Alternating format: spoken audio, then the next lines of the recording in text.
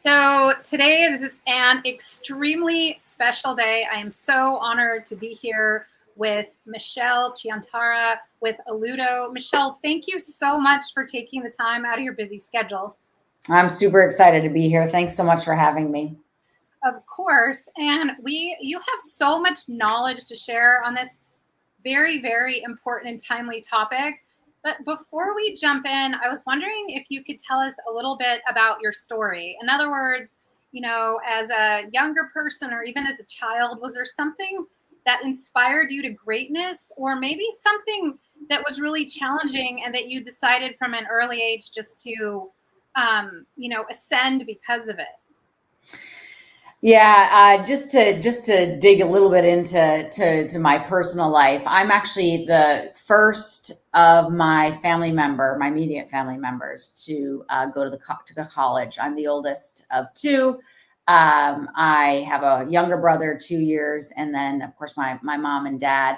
My dad was an electrician, or is an electrician. He still is. Oddly enough, the man's 80 and he still is motivated to go to work. Maybe I took something away from that. Anyways, he's an electrician, and my mom was a stay-at-home mom. So my exposure to building a career and investing in my future was limited. And when I made the decision to go to college, I have to be really honest. I probably didn't take it as serious as I should have, because I really didn't have that clear aspiration. My parents, of course, I learned a tremendous amount from them. But what I was surrounded by was not corporate America or investing in this big career. And what really grounded me, I was in my third year of college, and my father had told me very early on, when I started my college career. He said, "Hey, look, if you commit to making an investment in your education, and investment's a key word, I will commit to supporting you."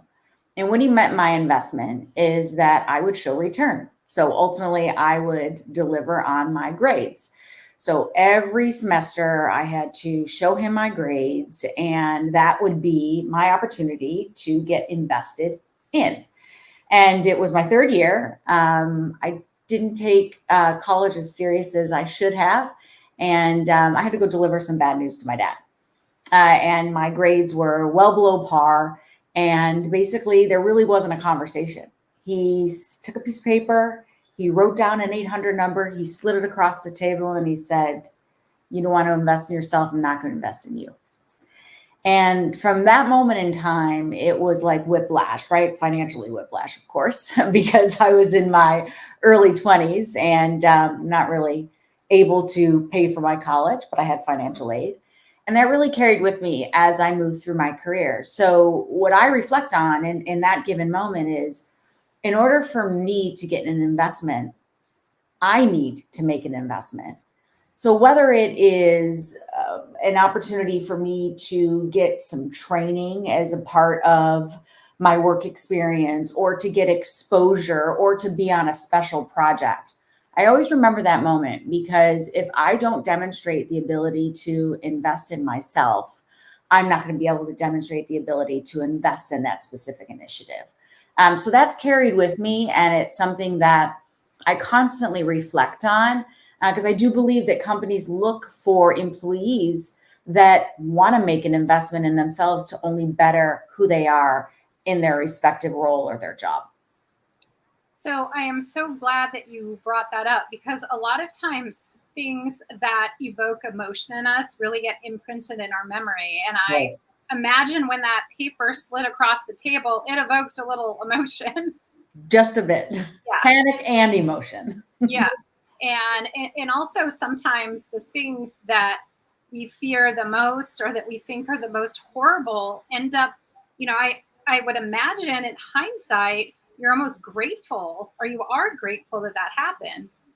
Absolutely, because it switched my perspective, right? It switched my perspective from, if you don't want to invest in yourself, I'm not going to invest in you. I mean, that's really powerful, right? So that forces me to put myself first in the things that I want to do going forward, and maybe not let something pull me back or send me to the side. Like, hey, I'm going to invest in me because this is the outcome I want to achieve.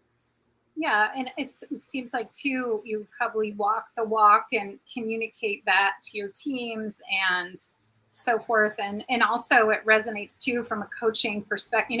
Coaches have coaches, and so I think it's important that you point that out, because if we're going to say something, we have to do something. So it kind of rings similar to me that if I'm going to talk to someone about the importance of coaching, I better as well have one too. Yeah, Right. So exactly. I love that you brought that up. And so earlier in your career, or even recently, was there ever a time when you really doubted yourself, but you took on, I just watched Richard Branson's masterclass.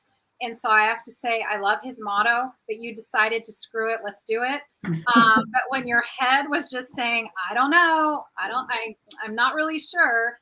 But so was there a time when you doubted or had some fear, but you just decided to go after it anyway? There's many stories to tell, recent as well as going back many years. But one that was pretty pivotal for me, and actually changed the trajectory of my career. I spent a lot of time at Cisco in a partner marketing capacity.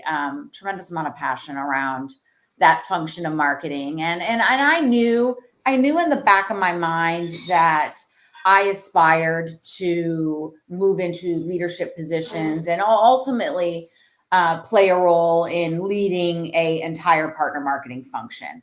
But I wasn't quite convinced that I was ready to do that.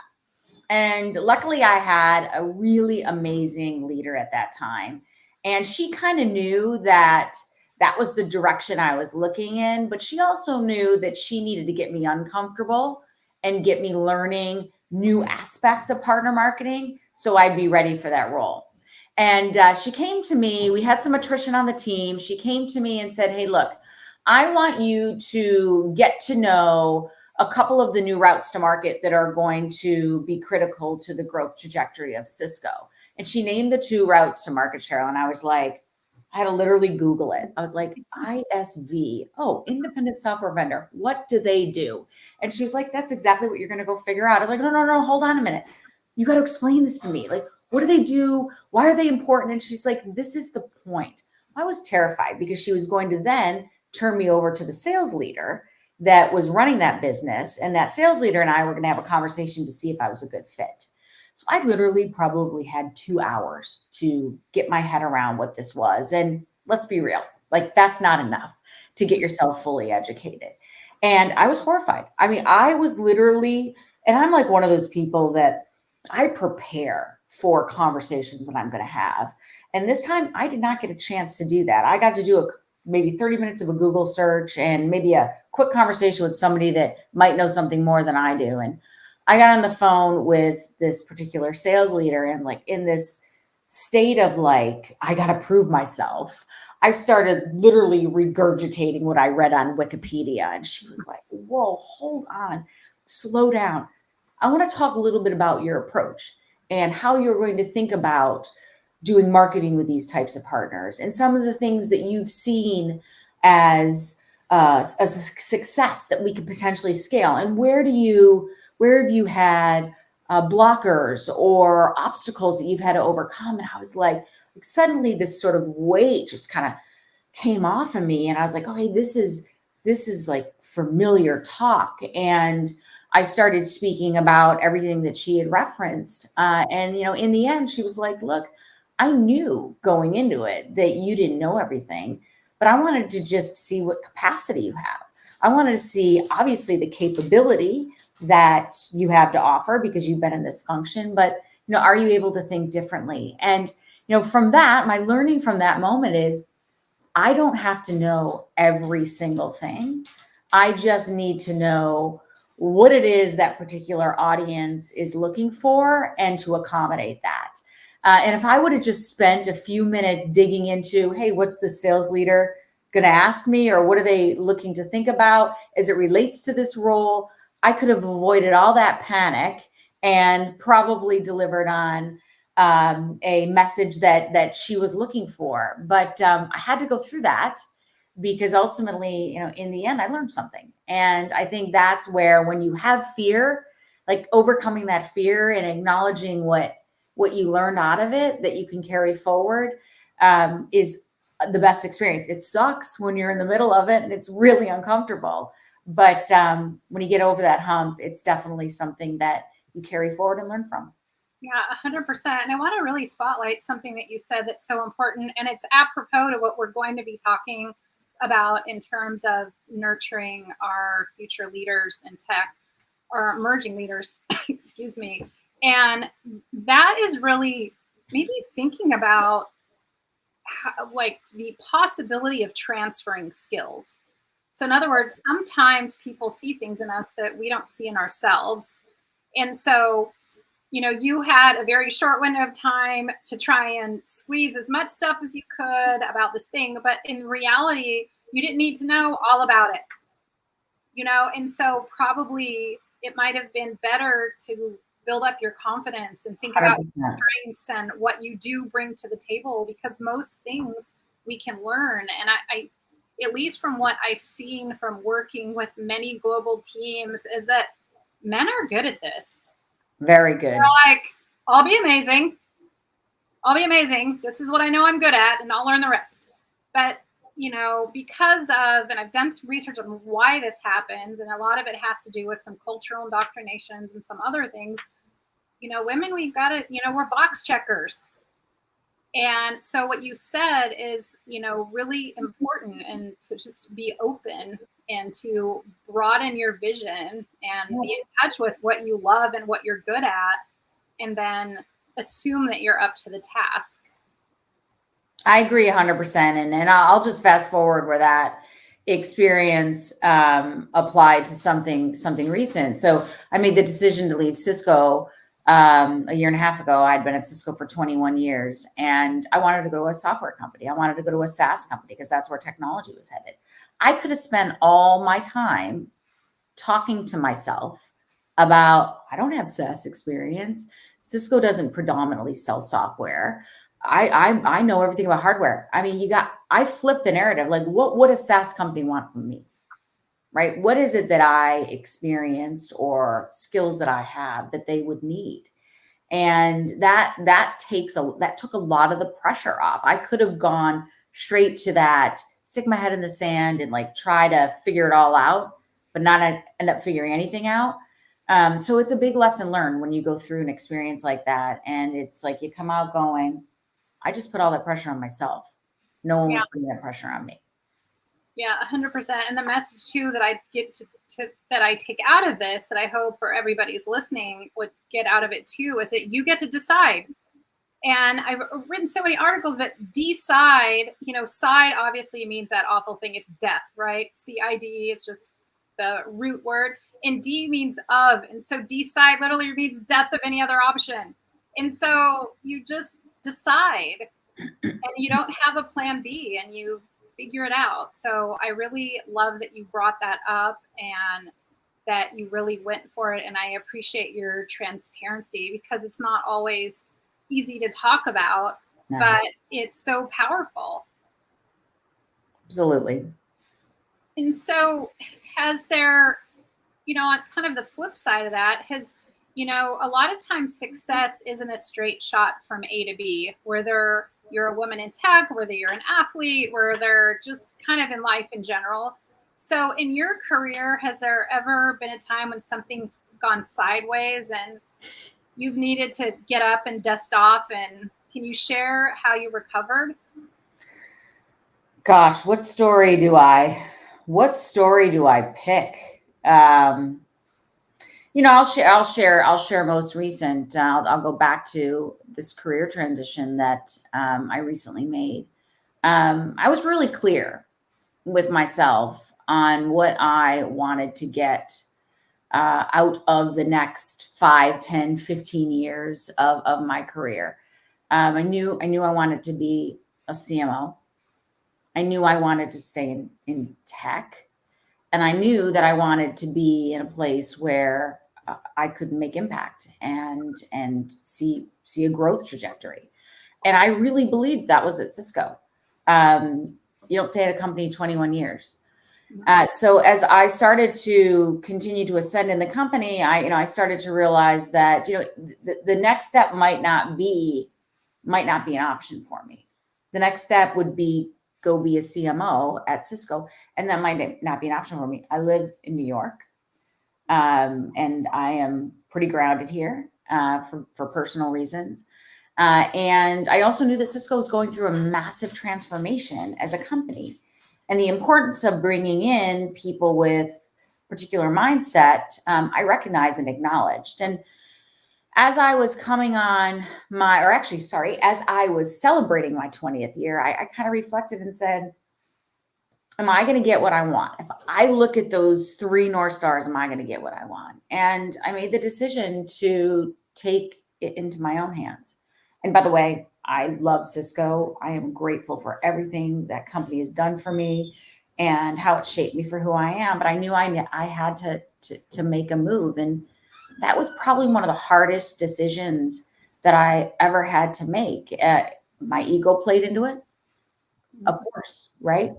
I mean, I would have loved for someone to say, "Hey, Michelle, come meet the CMO at Cisco." That didn't happen, right? I would have loved for someone to say, "Hey, we really want to see you do X, Y, Z," and I kind of knew that it's time for me to go do my own thing. And I started to interview at companies that were like Cisco. I won't name them, and I quickly realized, like, this is not about a company. This is about what's motivating me.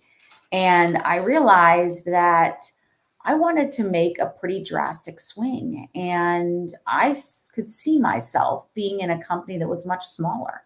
And as I started to talk to companies that were, Cisco companies that I was talking to, I realized that that's actually what I'd been looking for. But I'd spent a lot of time worrying about my own ego, worrying about my perception, worrying about, am I doing something silly? And I really went after what essentially drove me, and my narrative changed. Yes, I wanted to be a CMO. Yes, I wanted to be in tech, but I wanted to be in tech for a SaaS and a software company because that's where the industry is going. And then being in a smaller company, I was like, you know what? I want to look at PE-backed and venture capital funded firms, because these are areas where you're able to drive change and see a growth trajectory. That's why these companies invest in them. And I made the move, but it took me about 6 months, and it was an emotional roller coaster for me. But once I really figured out what it is that I wanted to do and how I wanted to pursue my career, it just became easy, and the decision was natural. But I spent a lot of time having to pick myself up and be like, oh, well, I should have been the CMO at, big company XYZ. And, now I'm at a place right now where I'm gaining a ton of experience, and I'm leveraging a lot of great experience that I had when I was at Cisco. So in the end, it works out. I just needed to go through that emotional roller coaster first. Yeah, I again appreciate your transparency and also vulnerability, because a lot of times these choices are difficult. And for anyone who's watching, the best time to make these decisions are when you're kind of calm and at peace. Yep. So I don't know if you took some time for kind of a pause, but I really want to commend you for listening to your gut and your heart, because our minds kind of get in the way sometimes. They do. They can talk us into or out of anything, and especially when the ego gets involved, then we're really in trouble. So good for you for really listening to your gut and your heart. And now must be you must have a lot of joy knowing that you're in the right place, and by feeling that peace, then that really means that you made a really great decision. Of course. Yes. All right, well, let's then transition in. I feel like a lot of the things that we've been talking about are really apropos to how to really nurture our future female leaders in technology or emerging leaders. And so if you now you have a really interesting perspective on being a part of a very large organization and now being part of a smaller organization. So when it comes to nurturing our female leaders in tech and making sure that they ascend, that they stick around and ascend up into leadership, are there similarities and differences between being able to do this successfully in a big organization versus a smaller one? I would say yes and no. I've had sort of the same mantra for a handful of years around what can drive success as a female, as a leader, as a person in tech. And I would say that I've used these three things that I'll share in both my big company and then now in my new company. And it's really three areas. The first is tech is such um, an industry that changes constantly. It is never the same. Tech in general is obviously very dynamic. And the next thing is always on the horizon. And I believe whatever discipline you're in tech, you really need to be forward looking. And that's something that some people have to train themselves to do. And then some, it comes natural.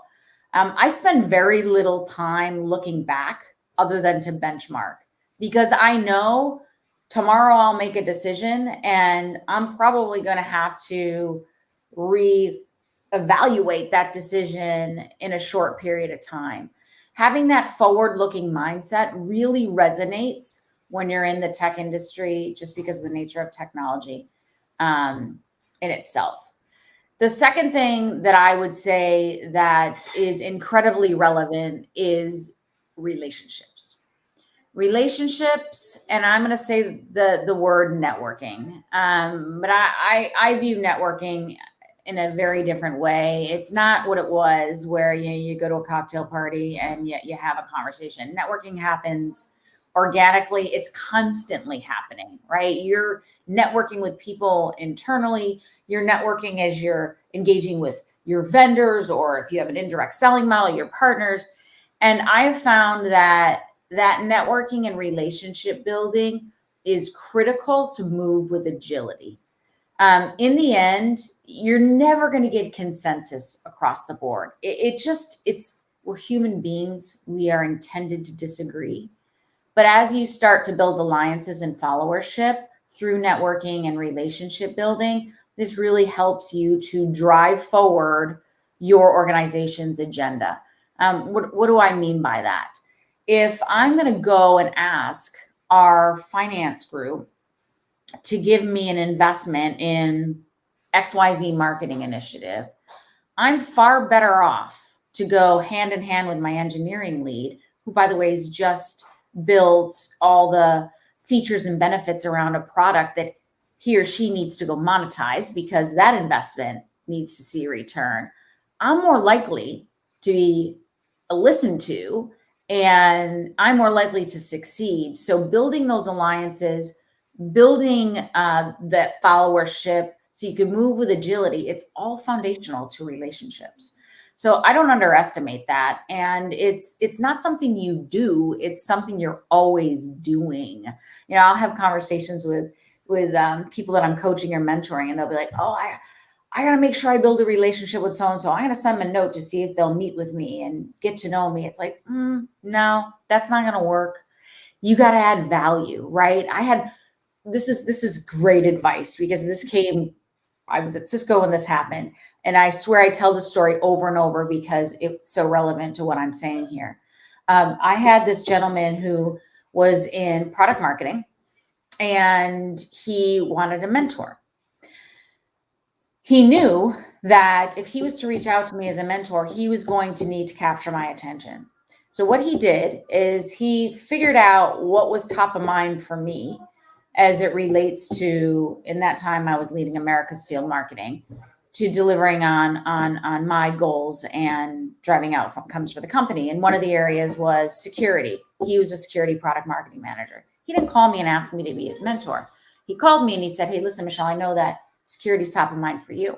And I would love to be a sounding board. I would love to spend time with you just to help you best understand it so you can make the best decisions that you need to make as you're investing in the America's Field Marketing function." I was like, whoa, I love you. Like, this is great. Yes. Can we set up a biweekly one-on-one? Guess what happened naturally? I ended up mentoring this guy. And I got something out of it, just like he got something out of it. And then the last one I'll say, and this makes people typically very type A people, which I'm type A, but I learned this. 80% is good enough. 80% is good enough. And if you strive for perfection in this industry, you're going to fall behind because it moves so fast. And the biggest thing that as a leader, as a contributor, that I believe we can do and shift our mindset is we need to execute and optimize, execute and optimize. And that's why that 80% thing is something that I believe in. Yeah, sometimes we execute it 95%, sometimes 100%. But we got to move. And that is the nature of this industry. And I don't care what function you're in. That's something that's incredibly important to be successful in tech. I really love that you bring that up. It kind of reminds me of Seth Godin's book, Lynchpin, and he had, and actually have a sticker, a couple of those sticky notes from that book posted in various places. But one of them says thrash early. So in other words, it kind of speaks to what you were saying. It's like, get an idea, put it together, put it out there. Yeah. Because you can thrash around with it rather than sitting on something too long and trying to make it perfect. So it's 100%. And I also love the story about the gentleman that added value for so many different reasons, because, he was a manager, but he was very bold, and he intuitively, or he was told that I specialize in something. I may be here and you may be there. Yep. I have value and I'm an expert in something maybe that Michelle isn't an expert in. And so I'm going to, speak up and add value. And it sounds like he was also working from a place of his highest integrity. Absolutely. From a place of service, and then as a reward, he ended up getting to be mentored. So it really seems like nurturing female leaders they're going to need a little bit more help to understand this, to how can I add value? And that stems from feeling worthy. Absolutely. Regardless of me being less experienced, I'm an expert. I love this. I'm worthy. I'm going to speak up to a leader. Yep. What's the worst thing they're going to say? No. Yeah. Yeah. And at least you've tried. And then, so from a leader's perspective, though, what if, how would you recommend for leaders to really be proactive to nurturing, emerging female leaders and to really pull them up and have them ascend into, leadership positions? I think that's a really great question. I think it starts with the leader first and foremost, right? There are leaders that I think naturally people want people to succeed, of course, but I think you have to be really deliberate. There's this program that, and you may be familiar with it. It's called the multiplier effect, and the premise of it, I think, is amazing.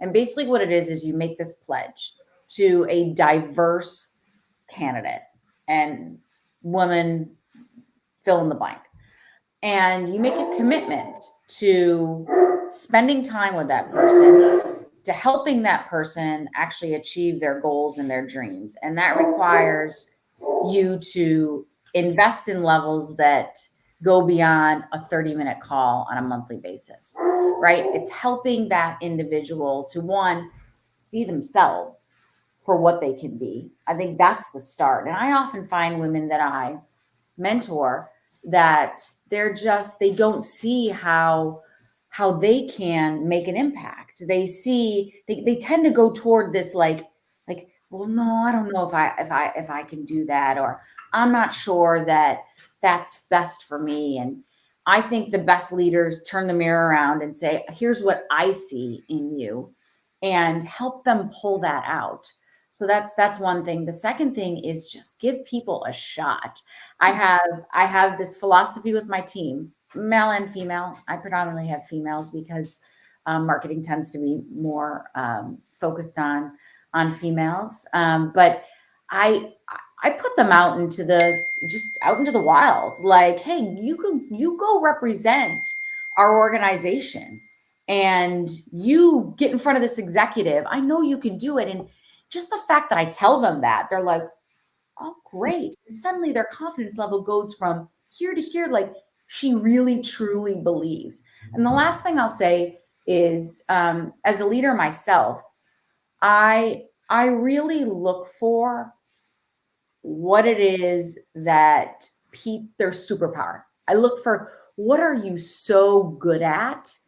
And the coaching or the guidance that I will give is keep amplifying the heck out of that, because you're amazing at it. And I find once these female leaders get comfortable with, okay, I'm going to show my stuff off a little bit, right? I know I'm really good at this. They get this level of confidence and more of their superpowers come out. So it's nurturing it at an individual level where you show the mirror, you put them in positions that they're like, whoa, and you really emphasize what they're really good at. And that's when I see these female leaders ascend and start to move to different levels in the organization. Yeah, so it seems like it's really important to have some proactivity on both ends. And if you don't mind spending like a moment talking about, well, what I think is really an elephant in the room, and that is, and there's also, I think in the McKinsey report, they have a lot of research on it, is that women is a general, I'm trying to put this politically correctly. Sometimes women tend to help women more if there's a big gap in between their leadership. So in other words, to help someone more their junior, but we can get a little more competitive as the gap narrows. So can you share a solution for that, or a pledge, or why it's important, for us to, extend that olive branch, especially as women get closer to our positions? Yeah, it's such a relevant topic. So look, number one, I mean, we've heard this said a million times. Women need to support women, period. Right? I mean, it's just, if we can support each other, it only benefits each other. So that's a very generic statement. I would suggest not looking at people based on how much time in their career, based on how long they've been working, like whatever category. And I would start looking at women that are more senior than me, more junior than me, that are peered with me, and figuring out what is it that this woman can offer as it relates to helping me be a better leader. I have a woman that I have worked with on and off for years. She was more senior than me at one point in my career. And this woman, and then eventually she took a step back and was my peer. And then she ultimately came and worked for me. And why I sought out this woman is because she thinks completely different than I do. Completely different. And by the way, when she worked for me, she probably wanted to kill me, and I did want to kill her on a couple of occasions. But you know who you are if you're watching that. I value her perspective so much because she makes me see things that I otherwise wouldn't see. If I just keep going with things that I'm comfortable with, and people that are maybe my in my same number of years in career, or if I just spend time mentoring younger women, like, I look at what is it that this person has that I know I either need to be self-aware around, and if I'm in a situation where I know I'm not going to be good at it. I've got a person that I can reference and they can help me. I think if people switch their perspective and look at it as how can you work together to help offset each other and make each other better, and set aside number of years and seniority and titles and like who cares? Like I mean, I learned I talk to people that are early in their career and I'm like Googling their language. Like, what? Wait, hold on. What are they saying? And then, I'm asking, like, I want to know, right? Because that's going to help me be a better leader and a better marketer and a better whatever. So I just think we got to drop all these like reference points. Like, just look at it as an opportunity. Yeah, 100%. Maybe drop ego, Yeah. which again gets in our way. And then it seems like too, it's important for us to be a little bit vulnerable and a little bit kind of surrendering a little bit and trusting that it is going to be better, kind of a win-win-win. In other words, it'll be a win for you, a win for the other person, and a win for the company if you can allow them in and commit to developing each other. 100%. Yeah. And so as we wrap it up, what is the one thing? There were so many amazing things that you shared, but what's the one thing that you would leave everyone with, and in order to really nurture and help that next level, that incoming emerging female leader in tech? What would be their call to action? My call to action is own your leadership style.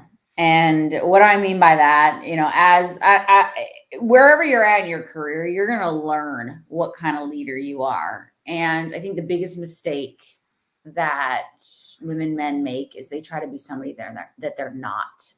I'll tell this really short story. I was tapped on the shoulder to represent one of our executives at an event. It was a pretty high profile event. I was going to be presenting. And of course, as I said earlier, I'm over prepared. Mm-hmm. And I basically spent all this time thinking about, gosh, who do I want to emulate? Like, who do I want to be like? Who's an amazing speaker? Who is very charismatic? Who's somebody that owns the stage? And I spent all this time worrying about how I was going to be perceived. And it's funny, at that time, I also had a business coach, and she said, you know what, you should record this presentation because this can help us shape your presentations going forward. Great. Do the presentation. It's recorded. I send it to her. She calls me 2 days later and she's like, who is that woman on stage? And I was like, what do you mean it was me? And she's like, no. It was not you at all. In fact, all the goodness about you was not on stage. I tried to be very poised. I tried to say every word perfect and be very succinct. And that's not me, right? I flail my hands around. I talk a little fast. I don't necessarily have these eloquent sentences. I'm incredibly passionate when I speak. I'm not calm, and my demeanor is very. And it was a wake up call, because if I'm going to try to be somebody I'm not and not own who I am and my leadership style, I'm going to be living a pretty uncomfortable life in corporate America. So from that point on, I was like, you know what? Forget it. I'm going to be, who I am. And I'll tell you, from that point on, yeah, I mean, there are times where I should have and could have done better. But I was much more comfortable in my own shoes versus somebody else's. And I really owned who I am and how I lead and what I believe in. And that has had a massive impact on my career. Thank you so much for sharing that. And just whether you are an emerging female leader in tech or a seasoned female leader in tech, to really own your leadership style and also encouraging others to do the same, I think will really help in the mission to develop our female leaders in tech. Michelle, Chiantera, thank you so much for your time. And I can't wait to continue to follow you. Thank you very much.